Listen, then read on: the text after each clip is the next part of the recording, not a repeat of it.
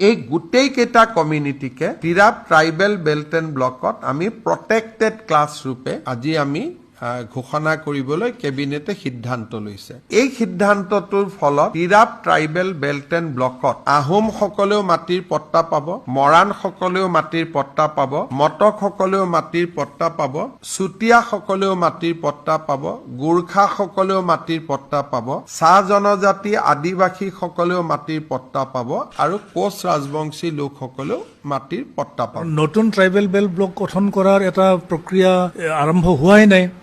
আনহাতে existing tribal বেল্টৰ যিখিনি ক্ষমতা, যিখিনি প্ৰভিজন, সেইখিনিক ডাইলুট কৰাহে আমি লক্ষ্য কৰিছো। আমাৰতো সন্দেহ এইটোৱে হয় যে ইতিমধ্যে মুৰকং চেলেক, শদিয়া, চিচি টঙানী, বিটিয়াৰটো হৈছে আৰু যোৱা পৰহিদিনাখন তিৰাপত হ'ল, আৰু বাদ বাকী ব্লক বিলাকতো যে নকৰিব তাৰ কি মানে আছে।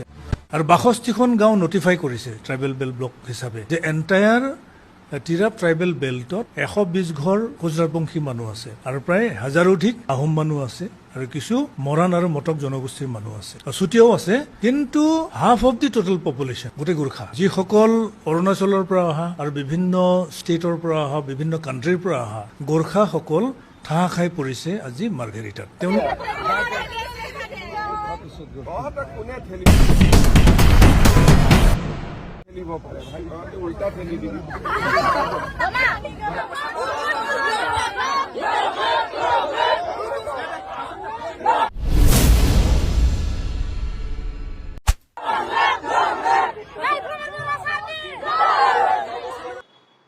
खुलुमबाय।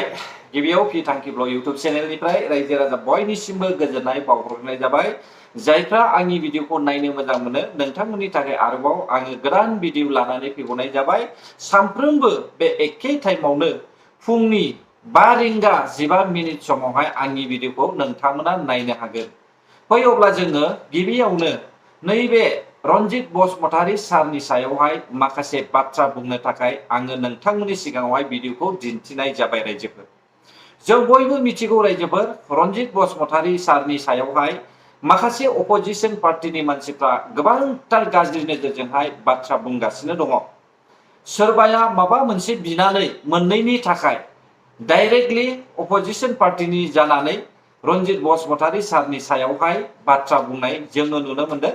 आरो सोरबाया गावनिनो असे एनडेबियानो, जायहा बिनिफ्राय गाहायसिन एनडेबि, बे एनडेबियानो गावनिनो खर'सा एनडेबिखौहाय मान सन्मान गैयै, रेसपेक्ट खालामनो रोङै माखासे बाथ्राजोंहाय जोङो गाग्लोबनाय नुनो मोनदों। रायजोफोर, रावखौबो आं नाम मुंख'आ, नोंथांमोना हयथ' मिथिखायो सोरखौ आं थांखिनानै बुंदों।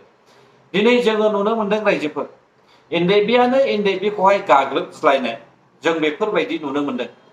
जाहोना जाहैबाय सासे खर' गाज्रि पृथ्वीराज नारायण देब मेस हारसा मानसिजोंहाय लोगो जानानैहाय रन्जित बसुमतारी सारनि सायावहाय गोबांथार बाथ्रा गाग्लोबनाय जोङो नुनो मोनदों रायजोफोर। नाथाय आंनि साननाय मथेब्ला सासे हारसा मानसिया पृथ्वीराज नारायण देब मेसआ जोंनि बर' हारिनि दैदेनगिरिफोरनि सायावहाय मा हास्थायदों हयथ' नोंथांमोना मोनथिया। दिनैबो जोङो नुनो मोनदों रायजोफोर, नोंथांमोना नैबे भिडिअखौहाय नुगासिनो दंखायो जानो हागौ ससियेल मिडियायावहाय। बिथाङा बावैसो जानानै थांनाय 17-18 अक्ट' खालार खालि नैबे आगष्ट दाननिनो जेब्लानाखि फरेस्टार 1 फरेस्ट गार्ड आरो बिटिआर सेक्रेटारियेटनि जे 420 जे बे एग्जामखौ खुंनानै होदोंमोन बिटिसिनि, नैबेयावहाय माखासे रांनि खोथा ओंखारनायखौ लानानै आरोबाव पृथ्वीराज नारायण देब मेसआ माखासे गुवाहाटी हाइकर्टआवहाय केस होनायनि बाथ्रा बुंदों। नाथाय सिन्था खालाम रायजो राजा नोंथांमोन, पृथ्वीराज नारायण देब मेसआ बबेबा मोनसे पार्टीनिबो नङा आरो हयथ' गभर्नमेन्टआ बिनि खौरांखौ खोनासङा। मानोना बियो सासे खर' गाज्रि मानसि आरो बियो खामानिखौबो मावनो हाखाया। बिनि थांखियानो जाहैबाय प्रमद बर' सारखौहाय गाग्लोबनांगौ। प्रमद बर' सारनिफ्राय साखा खबब्रै खार मोनोब्ला हाग्रामा महिलारि सारखौ गाग्लोबनांगौ। हाग्रामा महिलारि सारा साखा खबब्रै खार होआला आरोबाव प्रमद बर' सारखौ गाग्लोबनांगौ। बेसो थांखिया रायजोफोर। हयथ' नोंथांमोना सानदों जानो हागौ पृथ्वीराज नारायण देब मेसआ जोंनि बर' हारिनि थाखाय मोजां बाथ्रा बुंदों। नाथाय नङा रायजोफोर, बियो सासे बर'बो नङा। बिनि बेकग्राउन्डखौ जोङो साननानै नायोब्ला आंनि आन्दाजावहाय बियो बर' नङा 100आव 100% बियो बर' नङा दा बेबायदि मानसिया सासे दिनैनि समावहाय बर'नि दैदेनगिरिफोरखौहाय लाजि फोनांनो नागिरदों सिगांनि समावहाय बिथाङा जोंनि बर' हारिनि दैदेनगिरिफोरनिफ्राय साखा खब्रै गारि मोनखांबाय दा बिनिखायनो बिथाङा BMW कार मोननो थाखाय जोंनि बर' दैदेनगिरिफोरनिफ्राय खुद्रिगासिनो दङ आंनि आन्दाजावहाय मिथिबाय दा रायजोफोर हयथ' नंगौबो जानो हागौ नङाबो जानो हागौ नाथाय 100आव 95%आनो नंगौ दा नोंथांमोना मिथियाखै जानो हागौ नाथाय बे पृथ्वीराज नारायण देबमेसआ जोंनि बर' हारिनि दैदेनगिरिफोरखौ इलेक्शननि खाथियाव गाग्लोबफैनायनि मेन जाहोनानो जाहैबाय बियो जोंनि बर' दैदेनगिरिफोरनिफ्राय माबा मोनसे मोननो हास्थायगासिनो दङ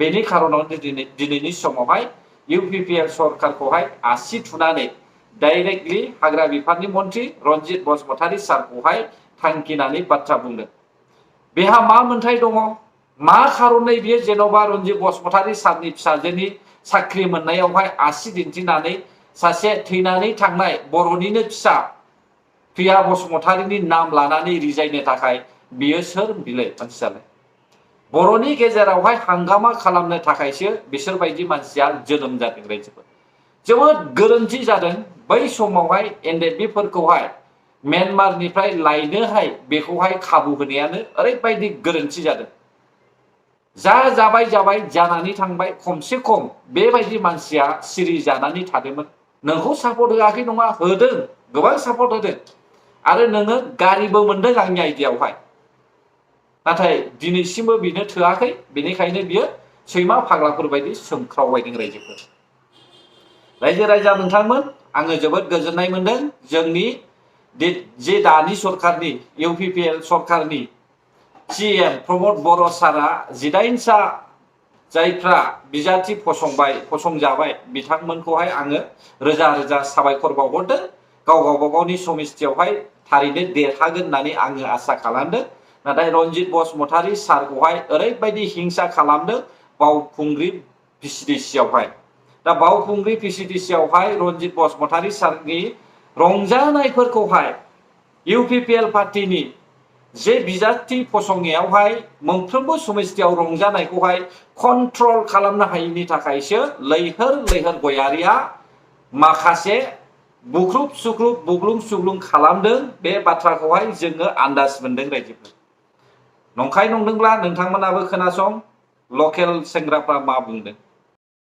खुलुमबाय रायजो राजा नोंथांमोन थांनाय हराव जानानै थांनाय बावखुंग्रि समस्तिनि बाथिपारा गामियाव जाय रायजो राजाफ्रा सान्थिनि परिबेसखौ नागिरदों बे समाव UPPFनि लैहोर गयारिया दानग्लुं सुग्लुं खालामहैनायखौ समाजा मोजां मोनाखै आरो रायजो राजाफ्रा साबजानाय मोनाखै आरो थाबैनो आयेननि बेरेखा हिंसायारि जाथाय सोमजिहोग्रा लैहोर गयारिखौ UPPFनि लैहोर गयारिखौ पुलिस प्रशासना आयेननि बेबस्था लानांगौ बेनो नामा नोंसिनि BPFनि आरसिबा रिलि लानाया मा खेथ्राव नोंसोर आरसिबा रिलि खालामदों दिनै UPPFनि लैहोर गयारिया आरसिबा रिलिखौ मानि थाखाय लादों दानग्लुं सुग्लुं खालामनोसो बे आरसिबा रिलिखौ जाय रायजो राजाफ्रा सान्थि परिबेसखौ नागिरदों बेसोरखौ दानग्लुं सुग्लुं खालामनानै खस्थ' होनो थाखाय निन्दिनो थाखायसो मा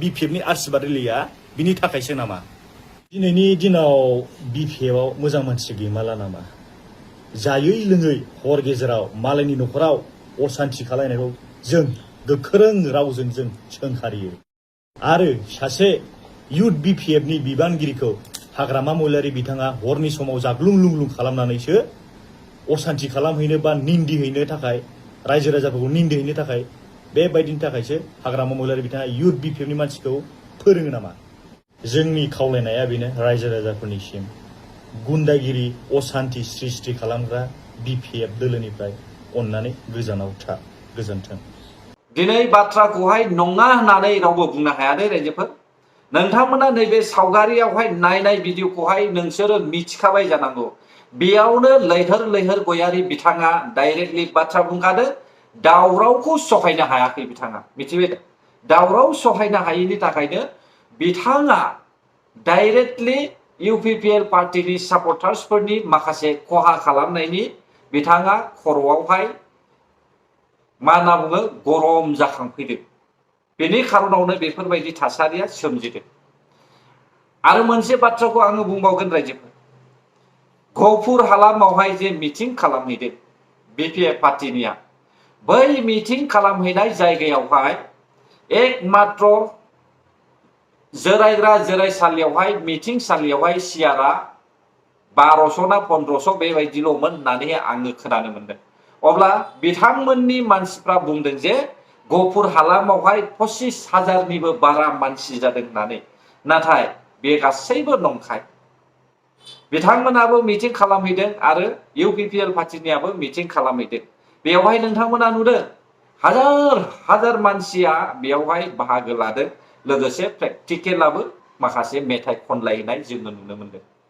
जेरै बिपिएफ पार्टीयावहाय माखासे सिंगारफ्रा मेथाइ खनो, थिग बेबायदिनो इउपिपिएल पार्टीयावबो बिपिएफ पार्टीयावबो प्रेक्टिकेला मेथाइ खननायजोंनो माखासे फेस्ला फाव दिन्थिनाय बेफोरबायदि बाथ्राखौहाय जोङो खोनानो मोनदों।